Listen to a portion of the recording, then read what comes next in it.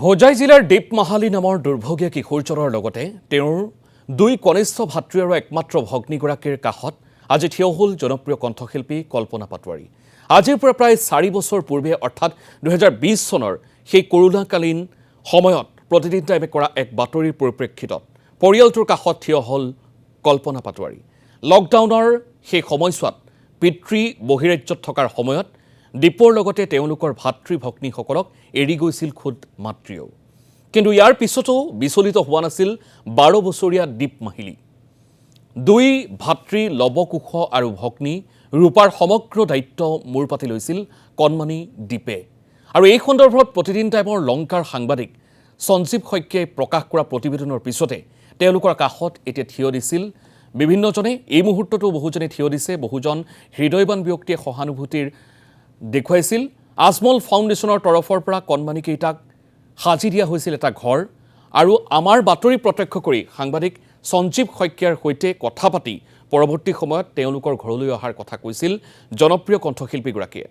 আৰু আজি দীপমাহালীৰ কাকীৰ ৰামপুৰস্থিত বাসগৃহলৈ আহি অনাগত দিনত অধিক সহায় সহযোগিতাৰ কথা ক'লে কল্পনা পাটোৱাৰীয়ে।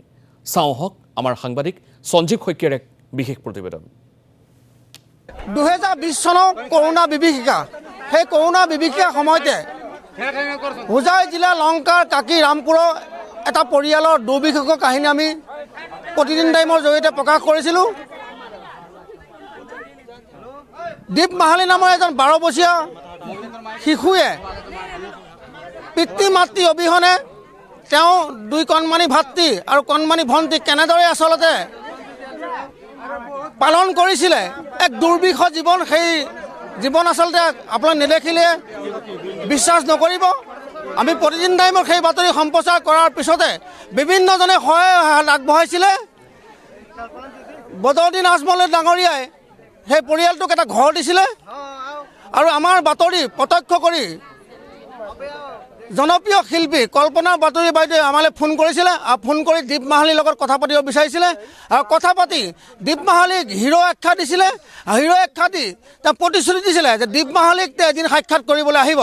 সেই প্ৰতিদিন টাইমক দিয়া প্ৰতিশ্ৰুতি তেওঁ আজি ৰক্ষা কৰি আমাৰ অতি মৰমৰ জনপ্ৰিয় কণ্ঠশিল্পী কল্পনা পাটোৱাৰী বাইদেউ দীপমাহালী নামৰ এই সাহসী যুৱকজন, ক্ষমা কৰিব, সাহসী কিশোৰজনক কাষ পাইছে। আমি পোনে পোনে কল্পনা পাটোৱাৰী বাইদেউ ধন্যবাদ জনাইছোঁ। ইমান ব্যস্ততাৰ মাজতো আজি আচলতে আপুনি আপোনাৰ প্ৰতিশ্ৰুতি ৰক্ষা কৰি উপস্থিত হৈছে, কি ক'ব বাইদেউ? নাই, ধন্যবাদ প্ৰতিদিন টাইমছকো, আৰু বিশেষকৈ সঞ্জীৱ ধন্যবাদ তোমাক। আমি কলাকাৰ ইনৱে আমি তোমাৰ সাংবাদিকতা আমি ৰাইজৰ মাজত থাকোঁ আৰু তাক বিভিন্ন দিশত লৈ যাব পাৰি, হয়নে? কিন্তু মই ভাবোঁ সেই সময়ত তোমাৰ সাংবাদিকতাৰ এটা শুদ্ধ দিশত তুমি তাক ৰাইজৰ মাজলৈ লৈ আহিলা আৰু সকলোৰে মন চুই গৈছিলে। আৰু একদম কান্দো কান্দো লাগি গৈছিলে আচলতে। ইমান সৰু, এতিয়া ডাঙৰ হ'ল ল'ৰাটো, এইফালে হা। আৰু সি যেনেকৈ সেই সময়ত সৰু সৰু ভাই ভনীক কেনেকৈ মাতৃ হোৱাৰ নিচিনাকৈ ভাত এটা চিন এটা মানে যিটো দেখুৱাইছিলা তুমি, সি কিবা এটা বনাই আছিলে নেকি মোৰ যিমান মনত আছে। তো মোৰ বিৰাট মানে মন চুই গৈছিলে। আৰু ডিমৰীয়া মহোৎসৱকো ধন্যবাদ দিব লাগিব যে সেই সুযোগতে আমাৰ কথা বতৰা হ'ল আৰু আজি মহোৎসৱত আহিছোঁ। আৰু তাৰ মাজতে গাঁৱৰ সকলো ৰাইজক যে লগ পোৱাৰ মানে মই কি ক'ম, বিভিন্ন সময়ত এক শক্তি আৰু সাহস দিয়ে কিন্তু এই যে আমাৰ সাধাৰণ আমি ৰাইজ। আৰু মই লোকগীত বেছি গাওঁ, লোকশিল্পী, গতিকে সেই সুযোগতে ইহঁতক লগো পাব আহিলোঁ, কি কৰি আছে কি নকৰিছে। আৰু তোমাক বিশেষভাৱে আৰু এবাৰ ধন্যবাদ, থেংক ইউ বাইদেউ। আমি ধন্যবাদ জ্ঞাপন কৰিছিলোঁ।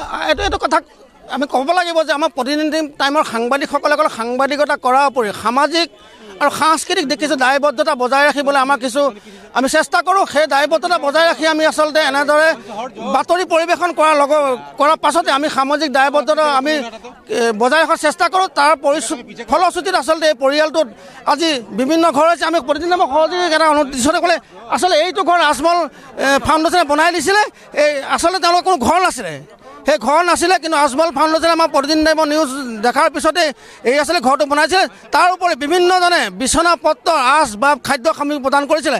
কিন্তু আটাইতকৈ আচৰিত কথা, কল্পনা পাটোৱাৰী বাইদেউ আন্তৰ্জাতিক শিল্পী, কণ্ঠশিল্পী, যাক বিশ্বৰ সকলোৱে জানে সেই শিল্পীগৰাকী আচলতে আজি বিভিন্ন ব্যস্ততাৰ মাজতো আচলতে প্ৰতিদিন টাইমৰ বাতৰি প্ৰত্যক্ষ কৰি আৰু প্ৰতিদিন টাইমৰ জৰিয়তে আমাৰ জৰিয়তে দীপমাহালিৰ কথা পাতি আজি তেখেত আজি আমাৰ এই দীপমাহালিত উপস্থিত আছে তাৰ বাবে আচলতে আমি কল্পনা পাতিও ধন্যবাদ জ্ঞাপন কৰিছোঁ বাইদেউ আপোনাক মই ধন্যবাদ জ্ঞাপন কৰিছোঁ আপুনি আশীৰ্বাদ কৰিব আমাকো আশীৰ্বাদ কৰিব নিশ্চয় সঞ্জীৱ শইকীয়া এই মুহূৰ্তত আপোনাক ধন্যবাদ জনাইছোঁ এয়া সঁচাকৈ এক আদৰণীয় পদক্ষেপ আৰু প্ৰতিদিন টাইমৰ জৰিয়তে প্ৰত্যেকগৰাকী এনে সহৃদয়বান ব্যক্তিক আমি ধন্যবাদ জনাইছোঁ আৰু সমান্তৰালভাৱে আমি উল্লেখ কৰিব বিচাৰিছোঁ যি সময়ছোৱাত তেখেতসকলৰ কাষত কোনো নাছিল সেই সময়ছোৱাত বাতৰি সম্প্ৰচাৰ হৈছিল প্ৰতিবেদন আকাৰে সেই বিষয়টো উপস্থাপন কৰা হৈছিল আৰু তাৰ পিছতেই বিভিন্নজন আহিছিল আগবাঢ়ি আৰু শেহতীয়াভাৱে পুনৰবাৰ কল্পনা পাটোৱাৰীৰ অহাক লৈ স্থানীয় জনতা যথেষ্ট উৎফুল্লিত হৈ পৰিছে